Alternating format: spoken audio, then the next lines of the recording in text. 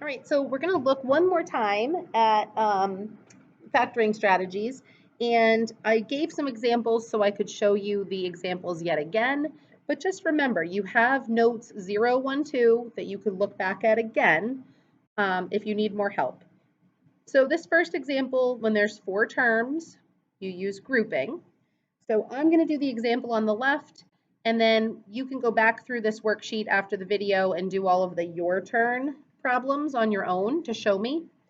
So remember, there's two ways you could do grouping. I do grouping just by greatest common factor. You could also set this problem up in a box if you prefer.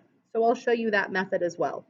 X squared is the greatest common factor of the first 2 terms, and I would have 2x, plus 1 when I divide them each by x squared.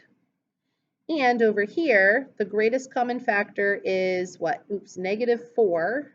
And that also gives me 2x plus 1 inside the parentheses. So I can take the 2x plus 1 out of each set, and I'll have x squared minus 4 left over. Have I gone far enough? This you should recognize as difference of squares again. So x plus 2, x minus 2. So you need to go that far. So you're going to complete the your turn. I also wanted to show you that if you wanted to do this problem using the box, 2x cubed, x squared, -8x, and 4, put the greatest common factor outside the box. X squared times 2x, x squared times 1, 2x times -4, -4. Oh, this should have been a -4 right there in the box. Messed it up. -4 times 1 is -4. So see how I end up with the same factors? 2x plus 1, x squared minus 4.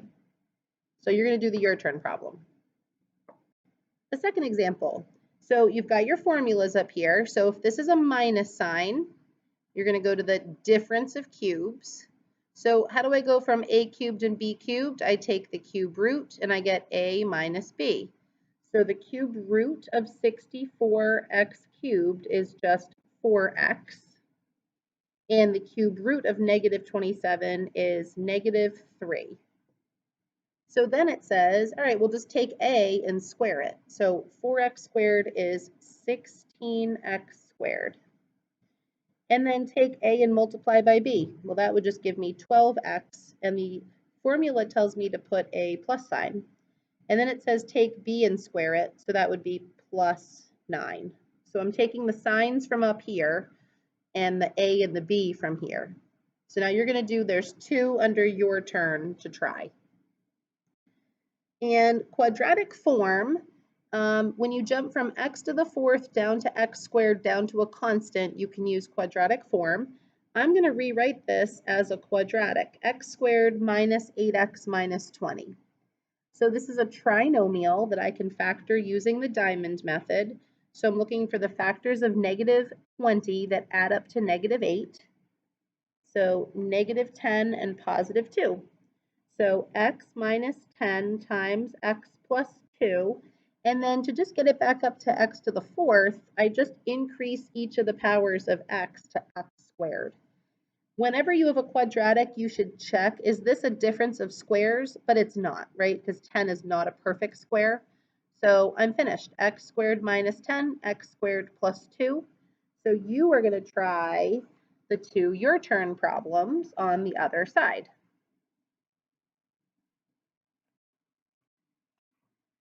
And this one I probably should have just written as 20x right there.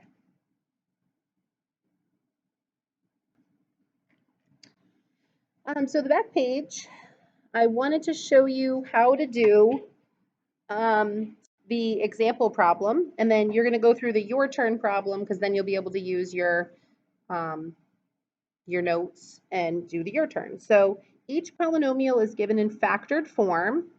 State the overall degree of the polynomial as if it were in standard form, and state the 0 and the multiplicities. State what the multiplicity tells you about the graph's behavior. So that you should have learned in the 015 notes from 2 days ago. So go review that. It's on page 015, and then sketch the graph. So we're going to sketch the graph down below using the graphing calculator. So this is the trickiest question because we're used to looking at the leading coefficient and saying that is the degree. This is not in standard form. So I need to think about if I multiplied an x cubed times an x squared, right? Because this is a squared, x squared. How many powers of a degree would I have? So 3, 4, 5, 6. This actually would be an x to the 6th problem. The leading coefficient is going to be basically the leading coefficient's sign right here. So the leading coefficient of this problem is actually going to be negative.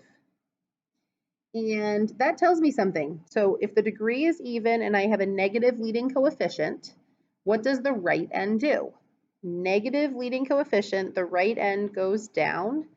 Even degree, the left end behaves the same as the right end.